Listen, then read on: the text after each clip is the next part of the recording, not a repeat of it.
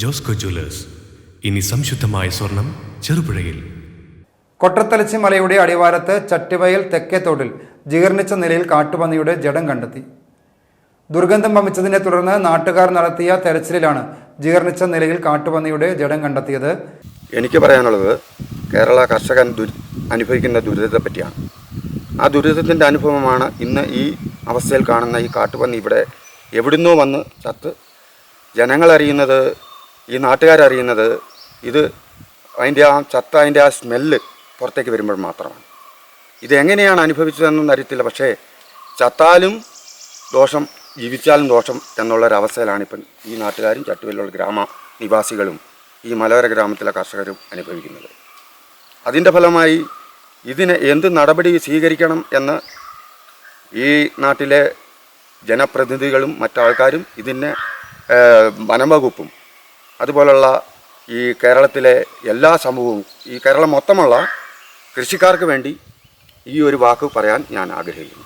നാട്ടുകാർ പഞ്ചായത്ത് അധികൃതരെ വിവരമറിയിച്ചു. തുടർ നടപടികൾ അധികൃതരുടെ നിർദ്ദേശപ്രകാരം നടക്കും. അമ്മു, നിനക്ക് ഓർമ്മയുണ്ടോ നിന്റെ കുട്ടിക്കാലം?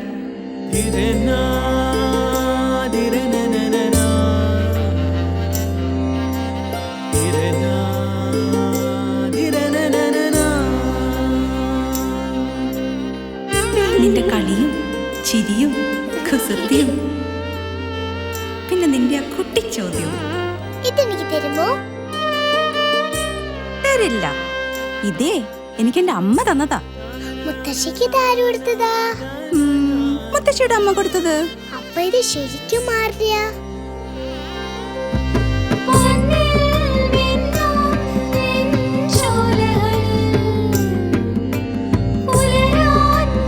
ഇതെനിക്ക് തരുവോ?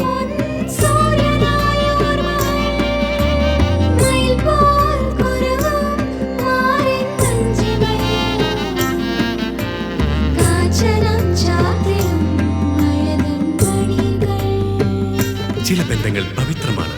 കണ്ണും നിറയും മനസ്സും നിറയും. സ്വന്തം ജോസ്കോ ജ്വല്ലേഴ്സ്. ഇനി സംശുദ്ധമായ സ്വർണം ചെറുപുഴയിൽ.